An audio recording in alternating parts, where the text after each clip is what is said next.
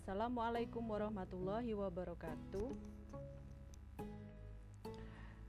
Jumpa kembali dengan saya Ibu Mintil Susmiwati. Kali ini kita akan belajar tentang statistika. Di pertemuan ketiga kali ini kita akan belajar tentang ukuran pemusatan data dan ukuran penyebaran data. Baiklah anak-anak, sebelum kita memulai pembelajaran, marilah kita berdoa. Semoga ilmu yang kita pelajari akan bermanfaat untuk kita semua. Bismillahirrahmanirrahim. Raditu billahi robba wa bil islami dina wa bi Muhammadin nabiyya wa rasula. Rabbi zidni ilma warzuqni fahma. Amin.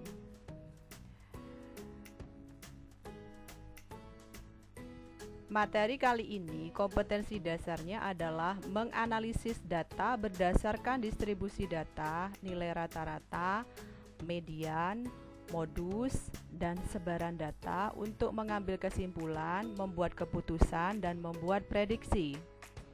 Dengan tujuan pembelajaran, kita diharapkan dapat menganalisis data berdasarkan ukuran pemusatan data dan ukuran penyebaran data dengan teliti dan percaya diri.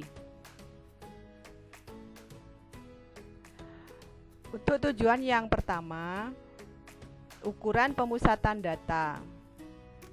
Ukuran pemusatan data adalah suatu ukuran yang menunjukkan di mana suatu data memusat atau suatu data mengumpul setelah data diurutkan dari yang terkecil sampai terbesar. Ukuran pemusatan data merupakan penyederhanaan data untuk mempermudah peneliti mengambil suatu keputusan. Ukuran pemusatan data ada 3. Yang pertama, mean atau rata-rata. Yang kedua, median atau nilai tengah. Yang ketiga, modus atau nilai yang sering muncul. Sebelum kita mempelajari ukuran pemusatan data tersebut, kita perhatikan ilustrasi berikut. Untuk ilustrasi yang pertama, di sini ada sebuah tabel yang berisi data.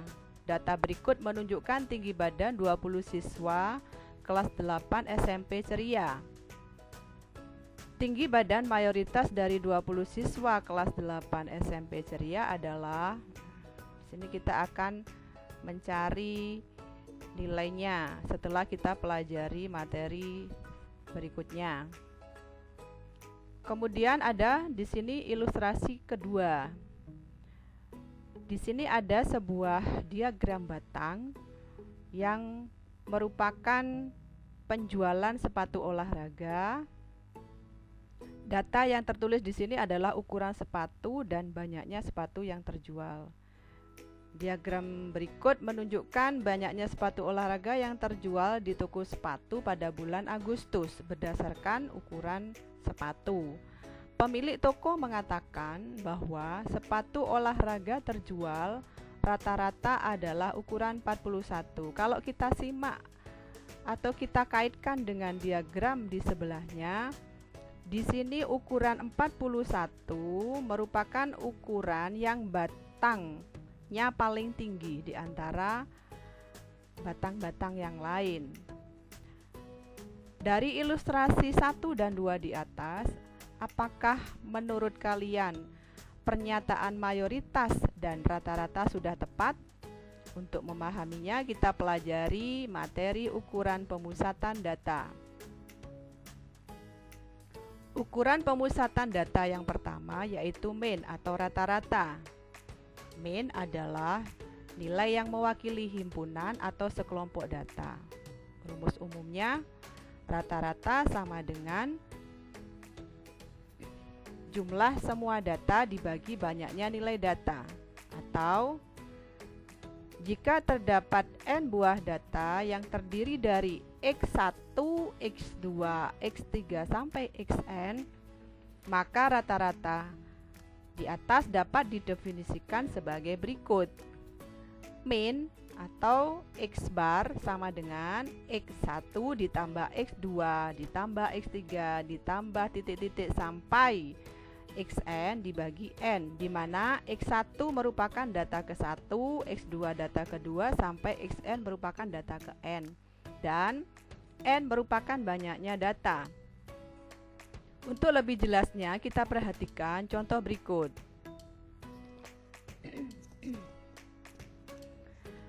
Diketahui sekumpulan data berikut.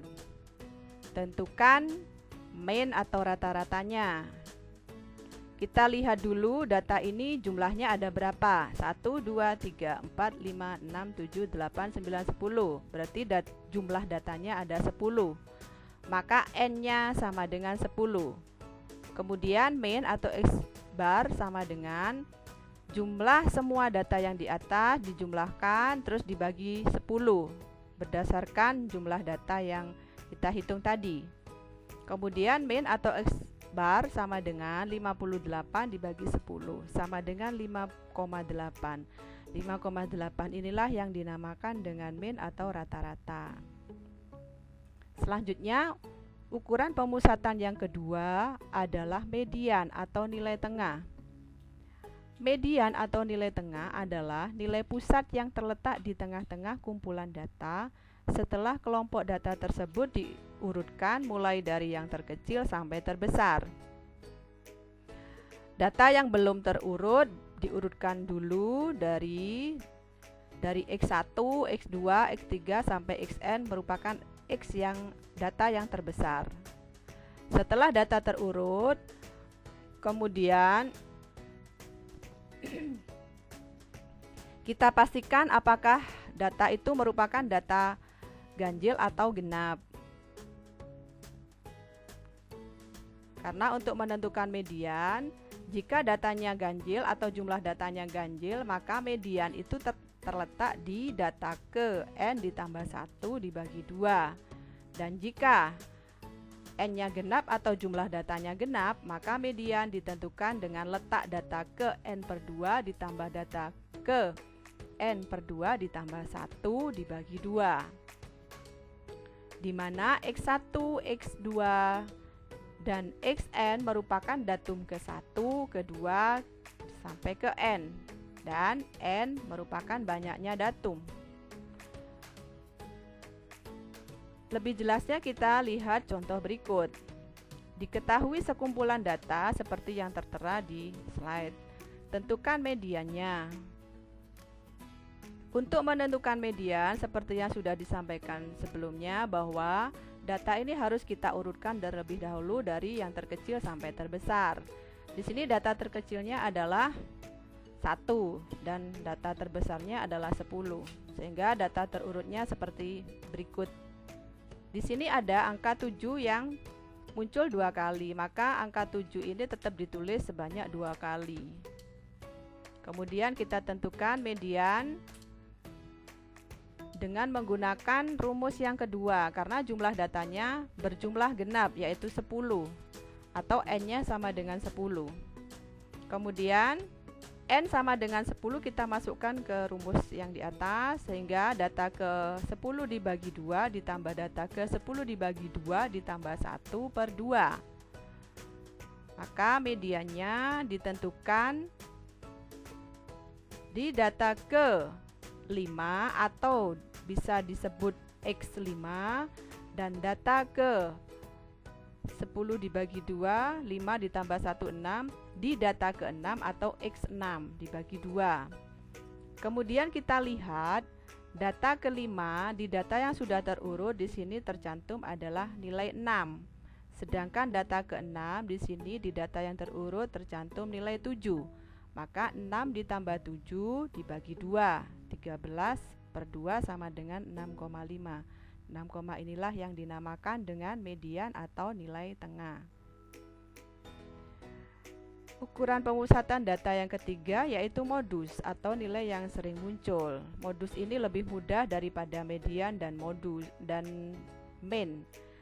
Modus adalah nilai yang menunjukkan data yang paling sering muncul dari kelompok data atau frekuensinya yang paling besar atau paling tinggi. Lebih jelasnya, perhatikan contoh. Diketahui sekumpulan data seperti di bawah ini. Tentukan modusnya. Kita tidak perlu menghitung, kita tinggal melihat nilai data yang paling sering muncul. Di sini yang paling sering muncul adalah nilai 7. Munculnya sebanyak 3 kali. Maka nilai modus untuk kumpulan data di atas adalah 7, karena 7 paling sering muncul dibanding dengan yang lainnya, yaitu munculnya 3 kali. Oke anak-anak, mudah sekali kan? Kita lanjut untuk tujuan pembelajaran yang kedua, yaitu ukuran penyebaran data. Di sini ukuran penyebaran data ada 3. Yang pertama jangkauan atau ring. Yang kedua kuartil, dan yang ketiga jangkauan interkuartil dan simpangan kuartil. Kita bahas satu persatu anak-anak. Ukuran penyebaran data yang pertama yaitu ring atau jangkauan. Apa ring itu? Ring atau jangkauan adalah selisih antara data terbesar dan data terkecil, atau selisih nilai maksimum dan minimum. Untuk menghitung jangkauan atau ring, data tersebut harus tidak usah diurutkan. Jadi kita menggunakan perhitungan jangkauan atau ring sama dengan data terbesar dikurangi data terkecil. Kemudian untuk lebih memahaminya, kita perhatikan contoh berikut. Tentukan ring dari data 10, 6, 8, 2, 4, 3, 5, dan 7. Di sini data terbesarnya adalah 10.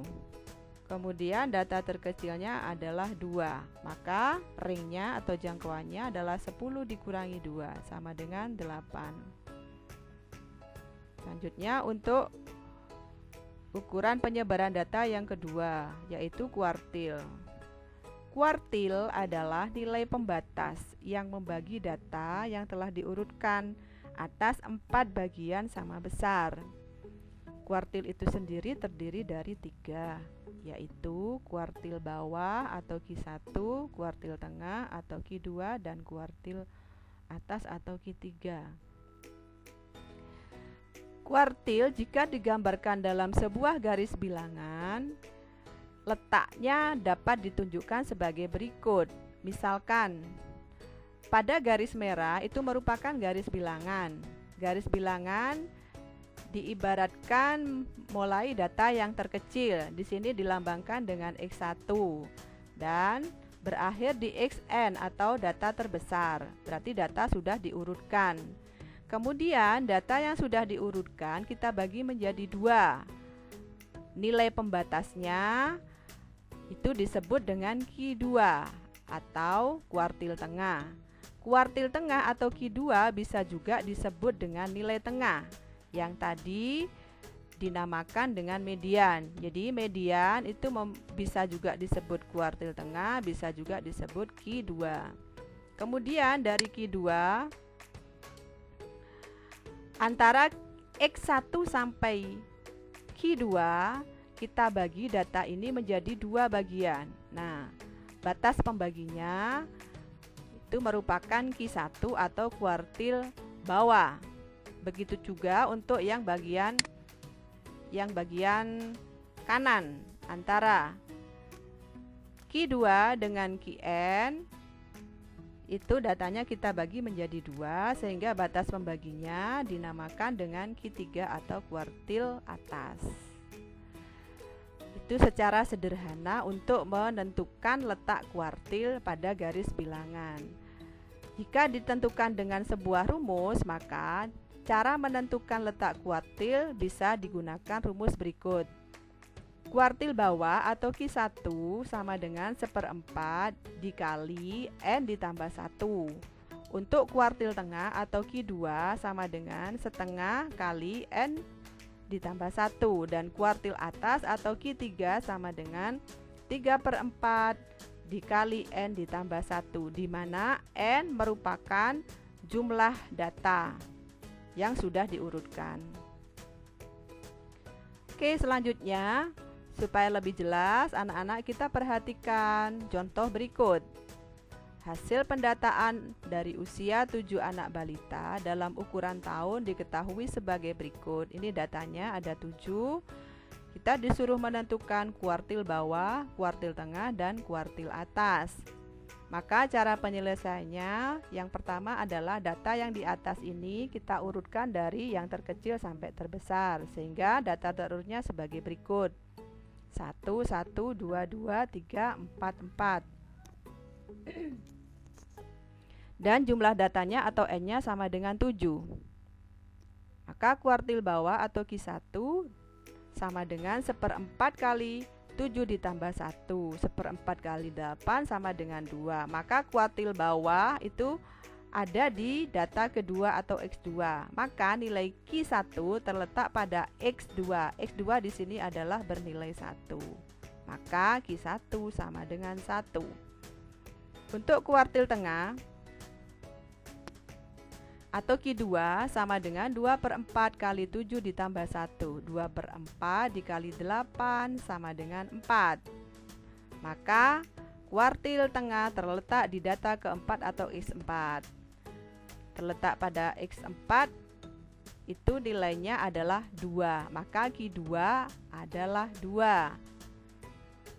Untuk kuartil atas atau Q3 sama dengan 3/4 dikali 7 ditambah 1 sama dengan 3/4 kali 8 sama dengan 6. Data ke-6 atau X6. Maka nilai Q3 terletak pada X6 atau data ke-6. Data ke-6 tadi di atas yang sudah diurutkan datanya adalah bernilai 4. Maka kuartil atasnya nilainya 4. Ukuran pemusatan yang ketiga yaitu jangkauan interkuartil dan simpangan kuartil. Jangkauan interkuartil atau QR adalah selisih antara kuartil atas atau Q3 dan kuartil bawah, sehingga cara menghitungnya bisa ditentukan dengan rumus berikut. QR sama dengan Q3 dikurangi Q1. Sedangkan untuk simpangan kuartil atau QD adalah setengah dari jangkauan interkuartil. Dapat dihitung dengan rumus QD sama dengan setengah QR. QR-nya dapat ditentukan dari QR yang di atas ini. Lebih jelasnya perhatikan berikut. Contoh berikut. Hasil pendataan usia dari 7 anak balita dalam ukuran tahun diketahui sebagai berikut. Contoh ini saya ambil dari contoh yang sebelumnya, sehingga nanti kita tidak perlu menghitung ring dan kuartilnya. Jadi datanya tadi sama dengan yang di atas. Nah, disuruh menentukan jangkauan interkuartil dan simpangan kuartil. Penyelesaiannya adalah jangkauan interkuartil atau QR sama dengan Q3 dikurangi Q1. Tadi Q3 sudah didapat 4 dan Q1-nya 1, sehingga jangkauan interkuartilnya adalah 3. Simpangan kuartil atau QD sama dengan setengah QR. QR-nya kita ambil dari hasil ini 3. Maka setengah kali 3 sama dengan 3/2. Hasil akhirnya bisa disederhanakan dalam bentuk pecahan campuran 1/2. Maka simpangan kuartilnya adalah 1/2. Alhamdulillah sudah selesai anak-anak. Saya harap ini mudah kalian pahami karena materinya sangat mudah. Untuk lebih terlatihnya kalian dalam pemahaman pembelajaran berikut, maka coba kuis berikut ini kalian kerjakan. Pada ilustrasi di atas tadi, tentukan ukuran pemusatan data dan ukuran penyebaran data. Apakah ilustrasi di atas menurut kalian sudah benar atau tidak? Kita mencoba menganalisis berdasarkan ukuran pemusatan data dan ukuran penyebaran data. Oke anak-anak, sudah selesai. Semoga bermanfaat dan bisa dipahami dengan baik. Sebelum kita tutup, kita berdoa dulu sesudah belajar. Allahumma inni astaudi'uka ma 'allamtanihi fardudhu ilayya inda hajati wala tansanihi ya rabbal alamin. Terima kasih anak-anak. Sampai bertemu kembali di kesempatan yang lain. Saya akhiri. Wassalamualaikum warahmatullahi wabarakatuh.